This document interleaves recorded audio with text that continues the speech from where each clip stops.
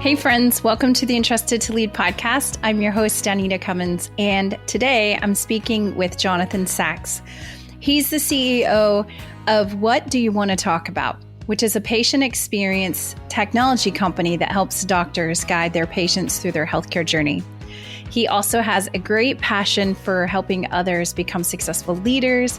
And we had a great conversation diving into his experiences, his journey becoming a leadership coach, all of the challenges that he's navigated as a CEO and working his ranks up through the healthcare system and different roles in patient care and patient management. And it was just a blessing to dive into his story and his heart for leadership. I personally learned a lot, which is always the case on these podcasts. So I invite you today to join us on our new episode of Entrusted to Lead as we talk about his experiences and passion for leadership. So let's get started.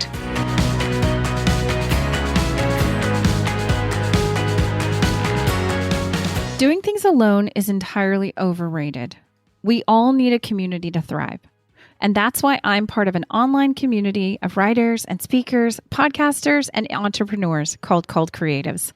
And I love it. In the years since I joined this community, I've launched new ideas, and I finally executed the dreams that sat on the shelf for years. Seriously. And I was able to do this because of the outstanding group of mentors, exceptional training, and encouraging mastermind groups with my new friends who did and continue to give me invaluable feedback. Oh, and not to mention all the fun, because we have had lots and lots of fun. Have you ever said, I want to write a book? Or do you want to use your voice for the exciting world of podcasting? If so, Called Creatives is your best resource for up-to-the-minute industry training, expert advice, live coaching, and peer support like no other. Best-selling authors and speakers Allie Worthington and Lisa Whittle lead this community with a no-competition mission, and it shows. So join my friends and I in the Called Creative community. Head to my show notes, danitacummins.com/podcast, and click the link to get all the details to join. I promise you won't regret it. I look forward to seeing you in the community and watching you grow.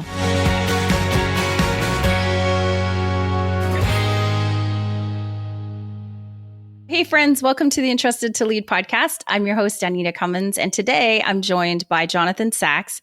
He's the CEO of, I'm going to mess this up. So What Do You Want to Talk About, which is an acronym, which is a patient experience technology company where they help doctors guide their patients through healthcare journey, which is super important. And he's passionate for helping others become successful leaders. He's got a website, he's got a practical leader guide, and just a whole bunch of resources that he gives out to the world. So I'm excited for him to come on the show today and just talk about his heart for leadership. So thanks, Jonathan, for coming on. Happy Friday. How are you? I'm great. Thank you. And thanks for thinking of me. Excited to be here. So cool. Yeah. Well, do you want to tell everybody a little bit about yourself before we get started into your leadership journey? Yeah, I'd be happy to. So today, as you shared, I lead a company called Wutta. We're in digital health and patient experience.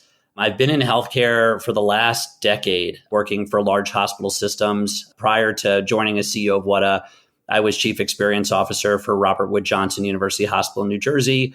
And before that, I led Experience Transformation, was the name of our work at Adventist Healthcare in Maryland. So patient experience has been a passion of mine, dating actually back to just my context. My parents, I think, are the only person we can say they were married. They had a Jewish wedding in a Catholic hospital on Christmas Day. I think they're the only people who can say that. Is because my grandmother was terminally ill. So her patient experience there was something that always shaped my life. My sister has disabilities, gone through surgeries. My parents have gone through surgeries. I've helped care for them. So I've really seen the other side. And I've known that we've had to make progress in terms of fixing some of the things that are very, I'll say, unusual about healthcare delivery. And I've devoted my career to really working on that. And it's been exceptionally rewarding and challenging, which I think sometimes those things go together. Yeah, no, that's for sure. And I love that you take your personal experiences and to like your, passion for helping kind of make the world a better place. I don't know if I shared with you before, but I have two daughters who are in healthcare, like emergency management. One is a paramedic and one is an EMT. Both have flirted with the idea of being doctors at some point in their life. But my son struggled with a lot of health issues from the time he was born, and in the military, we moved every 2 years. So we just kept starting over. And that for my youngest daughter really is kind of a catalyst for why she wants to go into medicine, is that wanting to help families not have to go through the same things that, she watched our family struggle through. So I think that's very valiant of you to, take your personal stories and try to make it better. So that's your healthcare, your patient care background. And so Sure. Where did this heart for leadership kind of come in, and where did that trajectory, how did that start? Yeah, I've been thinking about this a lot. I really think it started in two places. The first is, religious upbringing, where we're taught about our responsibility to really leave the world a better place than we found it. And the only way that you can really do that is through leadership. I can make changes on my own to things, but without a group of people who are like-minded, driven, following the same vision, you really can't make the type of progress that our world right now really needs. And in terms of helping people, it really does start with my sister. My sister was born with developmental disabilities, and she's wonderful. She has a wonderful personality, and she's doing very well. But I always saw, part of my job was to really help her, to help people who ordinarily don't have a voice in the world. And so that's what really brought me to it. And then understanding, as I got into reading about leadership and understanding leadership, really starting to process what was involved in that. I can remember one of my earliest leadership experiences was I was student government president at the University of Maryland. And I ran a campaign and was really excited. And I got in and I thought to myself, all right, now I'm going to get to tell everybody what to do. And quickly I realized not only is that not reality, it is certainly not leadership. Yeah. And despite how much I sort of studied and learned, that experience and the context in which I was learning through other leadership programs in college really shaped my understanding and encouraged me and pushed me to ask myself, what kind of leader do I want to be? And to start from there. What do I want the people who I'm working with to feel? What do I want them to know? How do I make that work and include them? It was a tough lesson, but one that I'm so thankful that I was able to get really early on in my life, because it shaped my passion and drive for learning really more than anything else about leadership and how to do that in a servant leadership ethos and in a way that does drive that outcome in terms of helping to repair the world. Yeah, no, I think that's amazing. I thought it was funny when you were saying that, like, what do I get to tell everybody what to do? I have this graphic on my desk that I joke about sometimes. It's got a little girl with a stick, and I don't know if you've ever seen it. And she's like pointing the stick at the other little boy, and she's like, this is what's leadership, and I laugh sometimes because I'm like, that very much is a true meme of leadership. Sometimes, you're just like, no, listen, here's what we're going to do. I think at a church the other day, a guest pastor was talking about, you can always tell the leader as a toddler or a small child when they come walking into the church foyer and they've got their backpack on and they're like telling everybody, this is where we're going to go. He says, I like to call them world changers. So I thought that was funny. So where did your, professional practitioner of leadership kind of start, and how has that developed? Yeah. So after that student government experience, really my attitude was study and learn. And I got into, authors like Simon Sinek, Patrick Lencioni, Adam Grant, started to observe leaders around me. I was working for an amazing organization at the time and working for an amazing leader, and got to see kind of her in action, moved over to another organization, worked for another great leader, got to see him in action, understood what it meant to follow a mission and to define a mission, got into the nuances there. And then I found mentors who got me into, in music, they say like deep cuts. I got into deep cuts in leadership at that point, authors like Tracy Goss and Stephen Pressfield. And, I would say sort of the next level of challenging the way you think about yourself in the context of the world, more philosophical, Jonathan Haidt, other authors like that. And I got an opportunity. I was leading government relations for the health system when I started. So I was advocating to federal, state, and local elected officials. And I had the opportunity to move into operations, which is really where I wanted to go. My wife and I had just met around that time. And I remember saying to her, I've been studying my whole life for this opportunity. I've been prepping for it. I have a thought about how I'm going to feel good leading. We'll see if any of it works. That was like my attitude. And I promised myself that I would bring that context into what I was doing, and really worked hard to refine not only what we were trying to accomplish, but the style that was going to get us there, and what the people on the team needed. The transition in that was rough. It was a turnaround. There was a lot of disengagement, a lot of skepticalness, a lot of bad behavior. So, it felt safe in a way because things really couldn't be in a way that it went downhill. There's only one way to go. That I felt a lot of freedom to really be myself. And I'm indebted to the organization for really letting me be myself in that context and explore who I was as a leader. And we had a lot of success. We drove, many business outcomes that were not really on the radar of being able to be accomplished. And, it was really about assembling the right team, creating the right context, and giving them the framework to move forward. And then after that, it's just kind of taken off. I've continued to lead teams that were high performing, lead and start departments that were non-existing, work with teams that were low performing, and just refining my, style as I went along and learning new things. And really, the people who I've worked with are still lifelong colleagues, friends, because we developed that kind of culture together. So that was professionally where I really got to start. And I really haven't looked back. Recently, I guess it's not so recent now, it was during the pandemic, I became a leadership coach. And I went through the Georgetown program for leadership coaching, learned, again, more deep cuts there about leadership and coaching. And one of my passions now is to coach really new leaders, especially in the healthcare context, especially nursing leaders, even though I'm not a nurse by background. A lot of them come in without much of a context for leadership. They're thrown into a very complicated situation. They go from peer to authority. They're given no training, and the mindset isn't really there. And so I really wanted to grow even from my own practice of leadership to helping other people across healthcare and beyond practice leadership in a way that creates psychological safety, engages teams, and then most, sort of significantly creates change and positive outcomes in a business or a department. Right. No, that's really good. Does the healthcare industry, because my background is military, and there is an intentional transition, right, from leaving the technician rank to transitioning to supervisor. You have to have a 4-week leadership course. You have to go through all of this training. But in the healthcare industry, is there something like that? Is there do you train, like you're saying, when they leave the technician route and they become a first line supervisor or manager, is there training, formal training that people get, or is it more just mentoring? It is unusual if they do. So a lot of times the training is, very functional. So here's how to use the, time card system. Right. Here's how to use the payroll processing system. But it doesn't really prepare them for leadership. It prepares them to not make sure that the administrative components of their leadership role don't slip. But it doesn't really set them up to understand how to lead a team and how to create a team that is leading towards outcomes and a mission.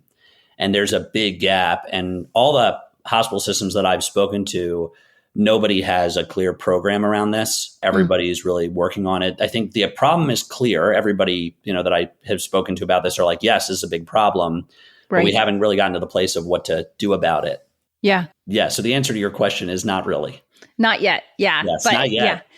Yeah. I think that's a great opportunity, though, like you're saying. And there are models. I will use the military as an example. I mean, there are great models. And I would consider, now having seen healthcare from the lens of the emergency medicine side, right? Just watching my kids navigate that space, just the crisis part of it and all of the conflict, like you're saying, and all the human elements of that in the medicine field. Yeah, there's a lot of similarities to like the military space where you could take a context or, model like the military leadership model, and you could apply that, to healthcare or something. So to anybody, I guess, out there, not to take away from you, but if anybody wants a hobby, then there's some really great models, I think, out there that you could kind of adapt, and you wouldn't have to start from scratch. So yeah, that's interesting. We'll see how that goes. Maybe that'll be a future project in your pipeline. I'd love to have that. It's very cool work, just like what you were sharing. Yeah, I mean, totally. You could. And I think it's so important that the further I get from the military space, the more I see that in the commercial sector, private sector, public sectors, is that leadership gap. I agree. And in ministry too, same thing. I say that sometimes I take for granted how much leadership development we get in the military. From the time you're 19, 20 years old, they put you right into a position, and they take the time to teach you and all the things. So yeah, the world could definitely use some more of that. So I jumped over to your website. looked at some of your blogs and some of the content that you put out there. And you have in there this blog that you released a couple weeks ago. It says From Amateur to Pro, Embracing the Path of a Practicing Leader. And then you offer these 5 characteristics of a practicing leader. So do you want to talk a little bit about that and how, I guess, your experience shaped, these are like the 5 core elements or characteristics that if you were going to offer that to the world, why did you kind of pick those 5 elements and why are they so important? Yeah, so this was a big aha moment for me recently. I'd always known my point of view is really that leadership is a practice. I had known that. I'm smart enough to know there's a lot about leadership I don't know, and to constantly be trying to pursue that and to learn from not only other leaders, but my team.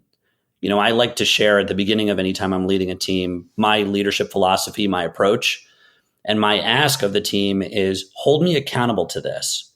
So, mine kind of goes like this. If you were to sum up my leadership philosophy in 2 words, it would be people first.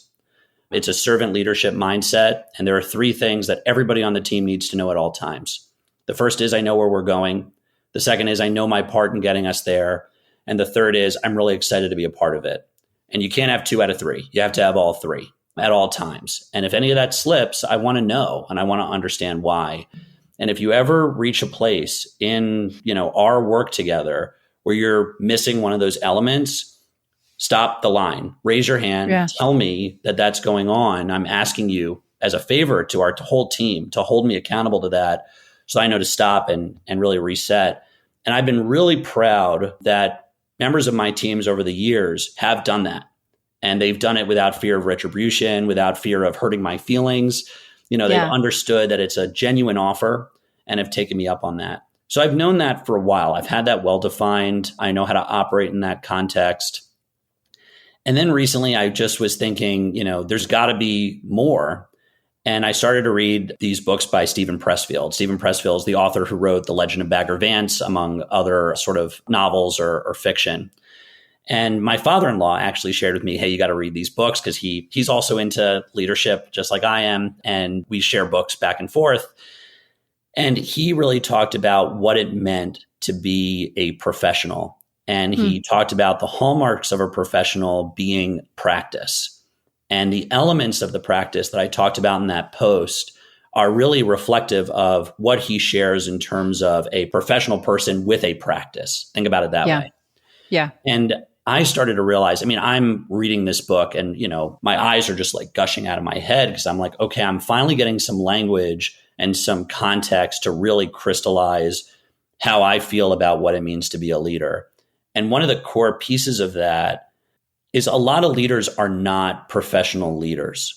So I'll tell you what I mean by that. They might be professional. They're a CFO, chief financial officer. They might be professional finance people. They might have a practice around accounting or a practice around financing or a practice around compliance.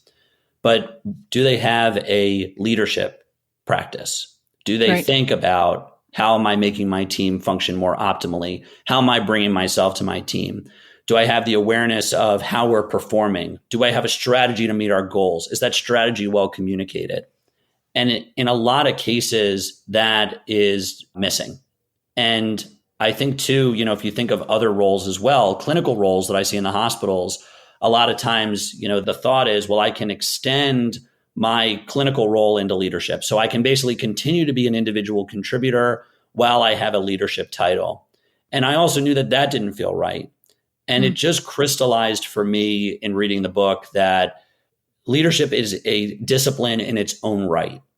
And that people in leadership roles, especially senior leadership roles, need to take that seriously in a way that challenges them in ways that they're not used to being challenged often, in ways that make them think introspectively about their work, and to establish the discipline of prioritizing not necessarily the functions of their job, driving revenue, building strategy, minimizing expenses, driving employee engagement, driving customer satisfaction, and seeing it more as my goal is to lead this team.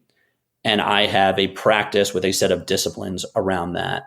And that's what I was trying to articulate in the blog post, was that idea is you come in ready with context. One of the things that Pressfield talks about is he doesn't wait for inspiration. that Mm. you get inspiration for his work by sitting down and doing the work. He had a quote in the book that was something like, they had asked one popular author about, when does the inspiration hit you? And he says, I always wait for the inspiration to hit me, but conveniently it always hits me at 9 o'clock in the morning when I sit down at my desk. Yeah. To do the work. Yeah. You got to do the work. Yeah. And you got to put it in, and you got to read about it, more so read about it, think about it, get feedback on it, get coaching on it. That's right. And I've seen, unfortunately, in my career, as many as of the really talented leaders that I've worked with, I've also seen some folks who approach it differently, approach it from an authoritative standpoint. What I say goes. I'm usually right. I have the best ideas. In one of the Adam Grant books, he talked about, the hippo, the highest paid person's opinion. Yeah. And how that wins the day. And I can tell you, being in large organizations, that does. And then the egos too can be a massive problem to undermine a leader. If it's about you, I always like to say this, you're probably solving a different problem. Leaders should be solving societal problems, not personal problems in leadership. And just what Pressfield said, the first reading The War of Art, and then I've subsequently read the rest of his books, but reading The War of Art, I was recommending it to some of my, coaching clients. And I said, the beginning of it is a punch in the face. And it's the punch in the face that all of us need to really kind of get that under us. So the elements are really about keeping your ego in check, making sure that you approach leadership with the same discipline you'd approach any functional topic in your work, and setting the context every day to improve and to make yourself better as a leader. And that, to me, is really the way that we as a society are going to accomplish the things that we need to accomplish. At Georgetown, and when I was applying for the program, I wrote about how, leadership is the discipline that makes everything else work.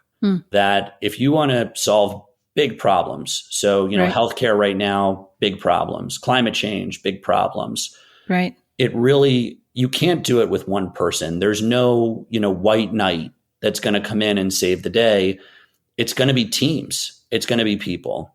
And so to really work on the things that the world needs human beings to be thinking about and working on, and our communities need people to be working on, you have to have leadership abilities. There's no way about it. And, the work of that is never done. It's a calling, it's a passion. And that's where, seeing physicians practice medicine, to me, I was like, yes, this is what it is. It's not, I'm a doctor and I'm done. It's learning every day. I'll tell you just kind of a brief story if I can. I know I'm going off about this. No, you're totally good. It's good. It's totally good. Yeah, go ahead. So my grandfather is 96 and he's a PhD and a virologist. So he worked for Walter Reed for over 50 years working on vaccines. So Wow. During COVID, he and I spoke every week because I was like, tell me how they're developing this vaccine, how they're doing Right. it. It was funny. Yeah. But I took like a science camp in high school, and it was at Walter Reed. And I used to have lunch with my grandfather, every day during that camp. And he would always take me into the library and show me the journal articles that he was reading. And he was so proud to show, he would turn over the journal and he'd say, do you see my initial in the back corner here? And I was like, yeah. He's like, that's how I know I've read it. So my grandfather, highly accomplished virologist, well-documented author, well-respected, but he was a practicing scientist. He never thought he knew everything. He wanted to know the latest and greatest about what was going on.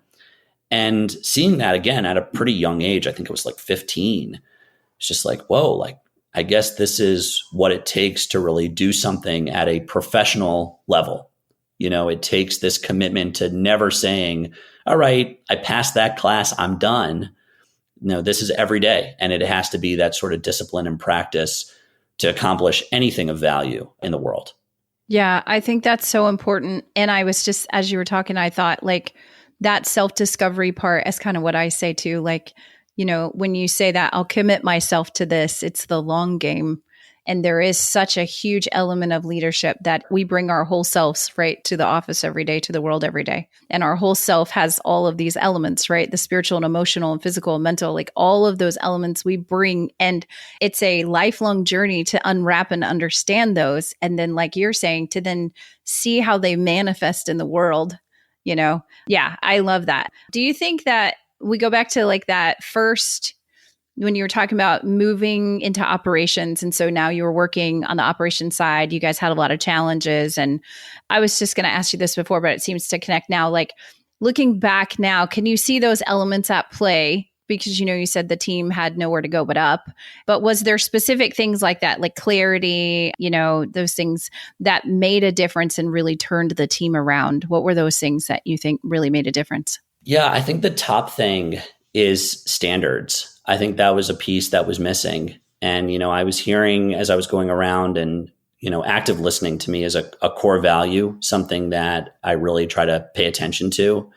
And I was hearing, I feel like we're hiring warm bodies. We'll take anybody off the street. I don't really trust when I bring someone in that they're going to get the kind of care that, I would want them to get. And, it was just to me, standards. There's no accountability. I was starting to hear things like that. And I was like, okay, I think one of my key jobs here is going to be to introduce standards and then to be really clear, these are the standards. So the way that I think about this just in the context of my own leadership practice is one of the big things that I am responsible for in a leadership role is context, is setting a framework. So the idea is I'm going to put together the boundaries. That's what I'm going to say. If you're inside the boundary, play, create something new, use your best creative self, innovate.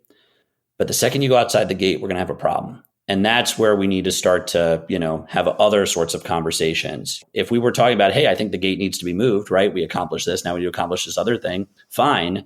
But just sort of going outside the standards, be it behavioral, results oriented, ethical, compliance, quality, regulatory, whatever the standard is, that's where the conversation is going to change. That's how I, look at it. So really it was missing that context. And I've seen a lot of teams have that same problem, and you hear the same symptoms, right? There's no accountability here, right? And people get away with whatever they want. And, it's more just like, okay, well, there hasn't been definition brought here. There hasn't been clarity of this is what we accomplish. This is how we accomplish it. If this sounds good, let's go do it. And if it doesn't sound good, then let's have a different conversation. Yeah, I think that's really important. This big buzzword today is all about innovation. We talk about innovation all the time, right? And I say innovation isn't technology, right? Like innovation is a mindset. It's so many more things. But to your point, there has to be within the context and the framework that is healthy for the organization as a whole. And yeah, I love that. When you started to say that, I was like, boundaries was the word that popped in my head. And then you used it. And I was like, oh, exactly. Boundaries. We love boundaries. But I think that's so important in any context. So anybody who's listening, you can be leading your family, right? Or you can be leading a big organization, or you can be leading a small team. It doesn't matter. But those boundaries and that framework is really important, like you're saying. So I thought that was really important. That's really good. And then the accountability piece, I think, is a never ending journey. So I feel like when you were speaking, like you giving your team the authority to enter into your space and be like, no, this is a two-way street. Like I'm human too. So I want you to help me. We're going to work together. So I'll be here for you, but I also need you to call me out if I'm doing something crazy. So I think that's really important too, because you lay those barriers down and then your team can come to you with things that they're struggling with. They can say, hey, boss, I don't really understand what this means, but you've set the tone first where you've said, hey, it's okay. I'm not going to have all the answers, but just we're going to do this together. And I feel like that does completely change the tone of any team or organization, especially in change when there's a lot of change going on, which is really hard for a lot of people. So definitely. I've seen that, as I've shared that, this kind of exhale. And then there's that, re-anxiety of like, okay, is this guy serious? Like people say this, but is this person serious? I think just like another sort of little mantra of mine, my job as a leader is partially to remind our teams that I'm human. I drink water and breathe air, that I'm just, a person trying to get it right, that there's nothing special from the sense of what I know or bring that's any more special or different from them. I just have a role. I have a role to keep the team together. I have a role to lead the team. I have a role to set those boundaries. But, how do we collaborate and work together? And as you were talking, it was interesting. One of the kind of monikers that I've heard over and over again in my life is, leadership is lonely. I've heard that a lot. And I've had moments of that. but not nearly like a constant existence of that. I've never found being lonely in leadership. Like obviously sometimes it's like, okay, there's a group and I'm a little outside of the group because that's the boss and it's a little different. But I've never felt like I'm making decisions in, an isolated place or I'm working in an isolated way. I always feel like my job is to try to get the best of everyone's thinking, because if we're relying on my thinking, we're in deep trouble, mine alone. So I've never really experienced a lot of that. It hasn't been day in and day out like some other leaders experience. And I think it's a quality that, you're speaking to that I think a lot of leaders experience, but don't have to, is I guess what I'm trying to say. Yeah, I think that's really important because you're right. There is a kind of a culture or a context like leadership is lonely. I will say that I think for me, if I were to drill down into that leadership is lonely statement, it comes from the weight of responsibility, which again, if you look at it from a team perspective, we're all responsible for the outcome together collectively. And so there probably is a lot more empowerment that maybe needs to happen at that space of just trusting your people and empowering them to be able to make decisions. And if you as a leader, like you said, set the boundary and they know the context and they know what's safe, then you empower them. And then it is much more collaborative. And you're still, as a leader, responsible at the end of the day, of course, from that perspective, but they are equally personally responsible too, right? And we can get into that as, personal or responsibility versus professional responsibility too. Like as people, we're all, responsible. So I think that probably might be a piece of that, maybe that's missing in the leadership is lonely. We could challenge people to say, if you feel like that, then maybe take a step back and look at that empowerment, the weight of responsibility, and then see if there's ways that you can kind of hand off some of that stuff and make the team more collaborative. Yeah, that was good. While you're talking, I was thinking about maybe that was where I messed up. Sometimes I need to go back and talk to my teams about that. So that's really good. So we talked about your, experiences that led you to this place of clarity with leadership and your passion. So you're obviously an avid reader. You have like an extensive book of lists on your website. So for anybody who wants to go check those out, I did. I thought it was great. Is there something that you have kind of a favorite right now? That's a loaded question. So I know that. I say voracious. I love books. I'm reading like 12 books a day, all at the same time. I know that's loaded, but is there anything that you like coaching new leaders, like people who are entering into the space? Do you have a list of like, here's my toolkit of like books that I would offer to people who are like diving in? Yes. And that's actually how the list on the website started. People, as they got to know me, they knew that I was also really into leadership topics and I was a consistent reader. And so they said, what should I read? This exact question. And I realized not only was it exhausting answering the question, I was also very inconsistent about what I would say. So part of the reason that the blog and the website started was to basically be like, here are books. And because I'm a, type A overachiever, I was like, here are also the summaries, because you should get the learning out of it, even if you're not going to take the time to read or listen to the book. So the answer, for new leaders, I personally like to tell them to start with Leaders Eat Last by Simon Sinek. That to me is a really good idea of this is what leadership is in the 21st century. This is what people who have a lot of choice, who have a lot of options, who have access to the entire world, this is the way that they expect to be led. And it's a very important paradigm and context that a lot of leaders, again, with your, political cartoon with the stick, go in not understanding if they're new to leadership and don't have that kind of leadership curiosity, I would say that they don't have that. So I always tell them to start there. If they're in a senior leadership role, I think The Advantage by Patrick Lencioni is really important. And that summarizes a lot of his other books. Businesses sometimes exist through inertia. And just putting leadership aside and just talking about business for a second, it's painful for everybody. It's painful for the owners and operators of that business. It's painful for the entire organization.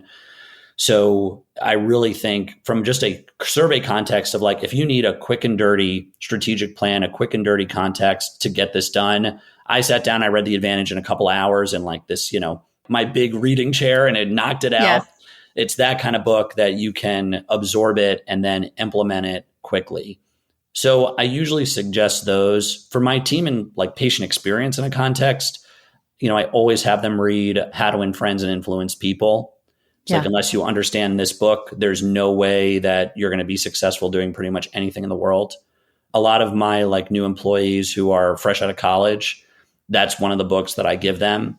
And I was basically like, this book has been a bestseller for almost 100 years, and there's a reason why. I think it was written in 1932 or whatever it was. So it's been a bestseller for that long because this endures, and these are basics. And the expectation of the working world is that you're going to behave this way. Right. Things to get right, drives me crazy when people get people's names wrong, spell them wrong. The worst is when they send you an email and their name is in their signature and then you spell it wrong, drives me nuts. Assume people are signing their name off the way that they intend to be called. Basic things around that, around the way that you hold yourself in a society and context, to me is vital to kind of start. And then from there, it's deeper cuts. So The Last Word on Power by Tracy Goss, a mentor of mine, shared that one with me. I loved that book. That was much deeper about who you are in the world and how you see your role in the world and how you bring yourself to a leadership role. That one was really good. All the Stephen Pressfield stuff, I would say, is a deeper cut. I'm listening right now to a book because I usually read a book and listen to a book at the same time. I'm listening to one called The Mental Game of Tennis. I believe it's what it's called. And it was a coaching book that was referred to me. And they were saying, oh, yeah, there's one coach who studied at Georgetown. And what he does is he takes his client out on the golf course and basically reads their body language and their attitude and then coaches them based on that. And I was like, sounds like fun. I'm not sure how effective it is. And then I started reading or listening to this book and I'm like, oh, this makes a lot of sense. It talks about basically how our instinct brain and our logical brain don't often work well together. Right. And how our instinct brain generally is pretty good when it comes to, certain things. And our logic brain can really damage the instinct brain. And I was like, okay, now that's starting to make more sense to me, that in leadership, you can do that to yourself and really make yourself feel put down by yourself, right? Right. Oh, you are terrible at this. I can't believe you have to do this, that kind of negative self-talk. So it really depends on where people are. When I coach folks, I can generally get a sense of what they need to learn. And I've actually started writing a book on leadership. And at the end of each chapter, I give 5 books on, read more from people who are a lot smarter than I am. Here's what they say about these various topics. That's good. What's your book? What's the premise of your book about? Well, it's all about practicing leadership. That's the premise of the book. And it's the idea that most leaders fundamentally don't understand what their job is. It's basically on that fundamentally a leader's job is to drive results. That's how leaders are measured. And it's not the only thing, but if you're a leader who all of your team loves, but you're not getting the job done, you're not going to stay in leadership for a long time. That's right. So the first idea is, here's everything you need to know about driving results. That's the first idea. And then the second is, here's how to drive results in a way that gets your team working with you, not working against you. And then the third phase is, here's how to not lose yourself and go crazy in driving results and keeping your team happy and ready. That those 3 things need to work together, driving results, taking care of your team, and taking care of yourself. And so it's really about how to do that. The first third is really kind of a mini MBA. It's, you may never have heard the word strategy before. Here's what this means. Here's how to think about it. There's some language that you might be scared of. It's more of it's like a dictionary. It's English to business or business to English type stuff. And then the rest is all about context. So, if you're achieving results, but everybody around you is miserable, it's, you're going to achieve those results. Those are going to last temporarily. You're going to keep your job, but your legacy around how you made people feel is going to make you sick. It's the old thing of yeah, but they get the job done. Yes, they're terrible to people. Yes, they have a bad temper. Yes, they, behave in a way that's not aligned with our mission, but they accomplish things. And I think personally, that's a big enemy in business. That's outside of the standards in my mind. Just because they're, leading for results doesn't mean that they're leading effectively or leaving a wake of chaos in their work. And so I'm really trying to show basically how those things work together. And the market is for new leaders. And in doing research into books for new leaders, one of the things I saw that that I felt like there was a gap was a lot of books for new leaders are purely functional. So here's how to do a one-on-one. Here's how to do a performance review. Here's how to, lead a meeting and set an agenda. And I read it and I was just like, this isn't what new leaders need, in my opinion. They need the foundation of the house. You're putting up walls on dirt and it's just not going to work. If you write an agenda for a meeting functionally, but you're not hearing what people have to say and you're wasting their time and you're going on and everybody's miserable in that meeting and you're not accomplishing your goals, then what does that agenda for the meeting do to you? What does that regular cadence of one-on-one do for you? How is it serving you as a leader if you have no context about where you're trying to go or how you're trying to lead or what results you're responsible for?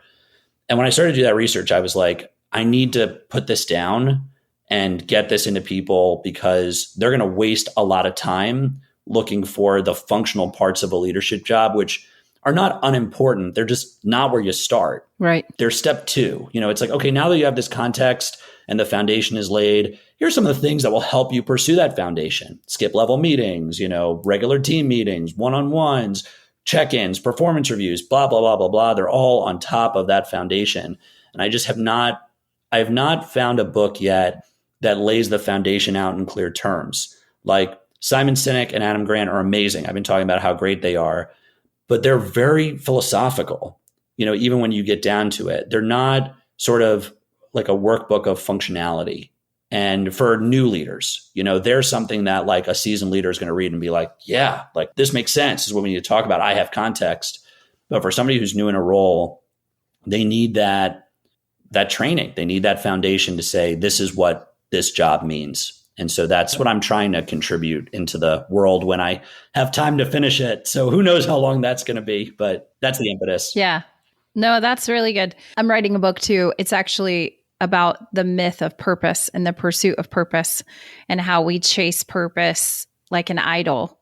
And interesting. So I have a author's, empathy for you or whatever in the writing the book of trying to do it at 5 o'clock in the morning or 9 o'clock at night, whatever. But I think what you said was really important because I see that across a lot of different areas where I work and serve is, you have a person, and it doesn't have to be a college, like straight out of high school college grad. It can be a person who went back to high school, right? Or who worked in, never had really a leadership or management role, supervisory role. And now they're trying to learn what that is. I had a conversation with a student and she's in her mid 30s going back for her bachelor's degree in business administration. And she's like, how do you become a leader? Like, how do you do that? And I was like, well, that's not a class, that's a life kind of culmination of these experience, like you're saying, and working in these different environments. But you're right. If we're talking about going back to the beginning of the conversation, educating and creating these, this place of education to really elevate our, next generation leaders, to really empower them. What are those foundational things that they need? And I think you hit it right there. They need to understand these are the framework, these are the building blocks, and you have to have a solid base to build off of. Yeah. So I think that's so important in any context, in any industry. Giving them like, what is strategy? What is vision? What is mission? Why does it matter? It is good to start with why, like you're saying. I love that book, Start with Why.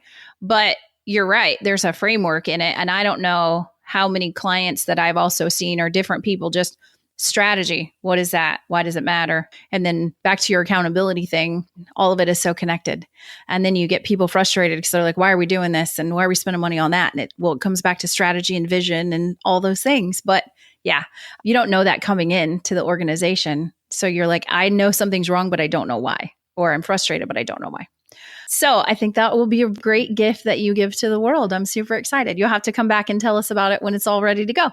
Oh my gosh. I'd love to celebrate your book launch. Yes. I was going to say, now I have an incentive to find even more time for it. But yeah, I think what you just said is so critical. And as I was listening to you, one of the questions that I think, that I've heard from folks you were just describing is like, well, when will I know that I'm a leader? When do I become a leader? How do I become a leader?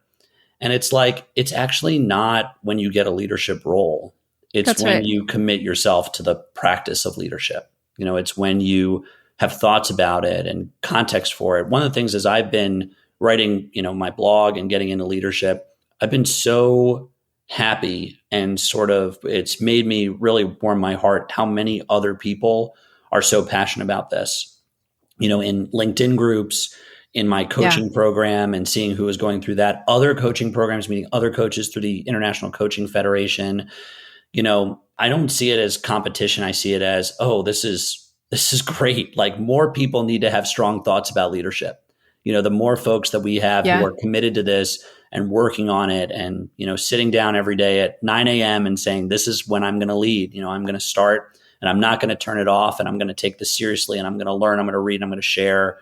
That's how we're going to get where we need to go. And that's, to me, when you become a leader is when, you're accomplishing goals and your team is engaged in doing that. And they're the ones who are really accomplishing them, and you're, supporting them to make sure that they're successful. One of the things I do in my one-on-one, so here's a functional tip without any context. I'm going back on what I just said, but at the end of all my one-on-ones, I ask, hey, how can I support you?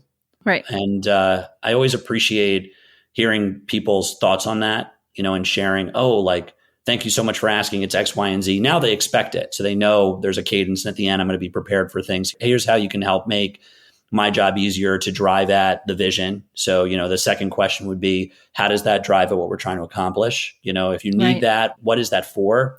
But that goes away after, a few meetings, because then everybody's like, oh, I get it. He's really fixated on this thing that we're driving after. He really wants that. So now I've got to fit that into that context. So yeah, that's what I'm hopeful. I'm hopeful more people are going to dedicate themselves to leadership, and then the roles will come. Roles will come if that's what you're pursuing. But it starts with first sort of owning and saying, I'm a leader, and I'm going to do what it takes to be a leader.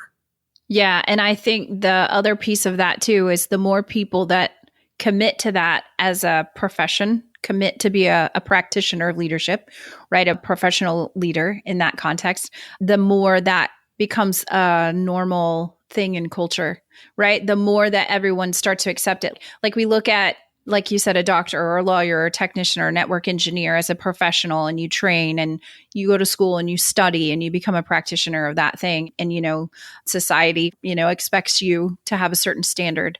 I think the more we can do that as a community and commit to the practice of leadership, then the more that becomes the standard, right? Where we can all understand and try to, achieve, for lack of a better word. But yeah, I think that's really great too. I do too. Your conversation today with me was very encouraging, because I think sometimes when we do have a passion for leadership, for those of us who are like, no, this is really important to me. It's like a really big, I do believe in it, right? Like you're saying, it is the foundation of all that we as organizations in the world can and need to do. And it starts with people, right? My kind of thing is hearts matter. Like, don't hurt their hearts. It's my biggest thing, where I'm like, don't hurt their hearts. If you can just don't hurt their heart, then, you'll be surprised how successful your organization can be.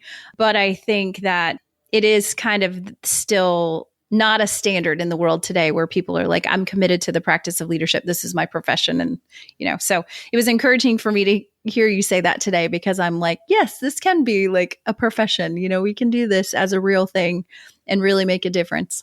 So I think that's great. So if people wanted to work with you, how would they do that? Like, what you have coaching, you're obviously a CEO, you're a dad, you've got lots of things, but if they wanted to work with you or connect with you, how would they do that? Yeah. So easiest thing, go up to my website, jonathansachs.net. There's a form that you can fill out that just goes right to my email. Just fill that out. I'd love to talk to you more about leadership.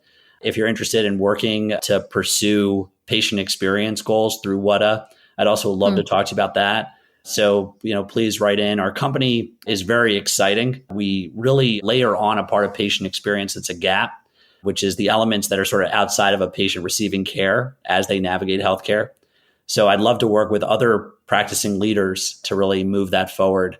So thank you. Yeah, that's the easiest way. Just go to jonathansachs.net and we can start the conversation there. Okay, very cool. And I know they can find you on LinkedIn, because I think that's where we met. Yeah, I got a lot of traffic so you're on LinkedIn too. Yeah, that's yes, good. Please follow me on LinkedIn and connect there. Yeah, I love it too. So my last question for you is, why do you keep showing up even when it hurts? That's what's your why? Oh man, that's a wonderful question. I think my job is to help people fundamentally, and to be an example where I can be of someone who's just trying to get it right. not a role model necessarily. That's not what I mean by that. I mean, like, this guy gets up every morning and he's trying to get it right. He's trying to do the right things. He's trying to build a company or build an organization with a team, not at the expense of a team. And I always felt this way, especially when I was, working in really large organizations. I always said, people were like, aren't you so frustrated? You're functioning this way and a lot of people around you are not functioning that way. And first answer is yes, I was frustrated. That's the first answer. But the second answer is, when they see what we're going to do as a team, everybody's going to adapt. That's how we're going to lead. We're going to lead by example in that way. If we show that our context is people first, team oriented, servant leadership, and we're starting to achieve crazy results, which, I've been fortunate in my career that I've achieved that. They're going to want to be like, what is going on over there? And they're going to want to look under the hood. And we're going to invite everybody in to look under the hood, because it's not about us.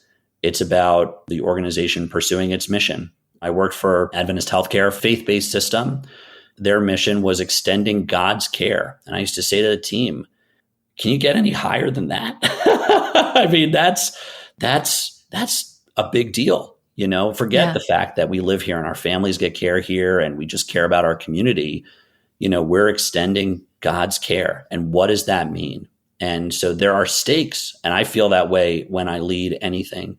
There are high stakes in leadership. In the company that I'm at right now, our stakes are our patients can be able to navigate their healthcare effectively. Our stakes are, is my team going to enjoy showing up to work, or are they going to be miserable and then bring that home to their families and their children? So then, it's a second generation that's like, oh man, mommy and daddy hated work because they had a terrible boss. I carry that weight and I welcome it. And I hope to be an example in that way for other people who are looking to lead, to say, leadership is not about me. Leadership is about the mission and the team. And I serve a role. I'm not necessarily in a hierarchy. I serve a role to get that team to accomplish that mission as sort of efficiently and as productively and as happily, that heart that you had just mentioned, as possible. And I love to drive results. I believe leadership is key on that. I'm a very results-oriented person. And I think the world thinks that the way you do that is the girl with the stick. And the way you really do that is through actual leadership, servant leadership with a philosophy and a goal and an objective. And the world just needs more of that. We read in the news recently so much about layoffs, about companies, especially in tech, laying people off, and people feel like a number and people feel impersonal. And what I write in the book, as I've been doing that, and what I feel like is that's not only just challenging and difficult and emotional, it's also not a great way to run a business. Simon Sinek talks about how well Costco has done over the course of its history compared to its competitors. Costco, great benefits, no layoffs, $1.50 hot dog, never changing. It's like, well, why don't we look at them and say they have leaders who are doing amazing things, so they're doing well, instead of saying, oh, they're an exception. You really need to lead, in a way that creates that, authority and creates goals and objectives. And if you don't meet it, you're out, and you put everybody on the line and you say the 10% who are the worst, you get rid of them immediately. To me, it's like, that is so silly. It's such a oversimplification. It's such an unfair oversimplification that I look at it and I'm just like, I actually feel sorry because I just don't think you know what you're talking about. That's my point of view when I hear things like that. Yeah. So, you can hear my passion a little bit for this topic. Yeah, that's good.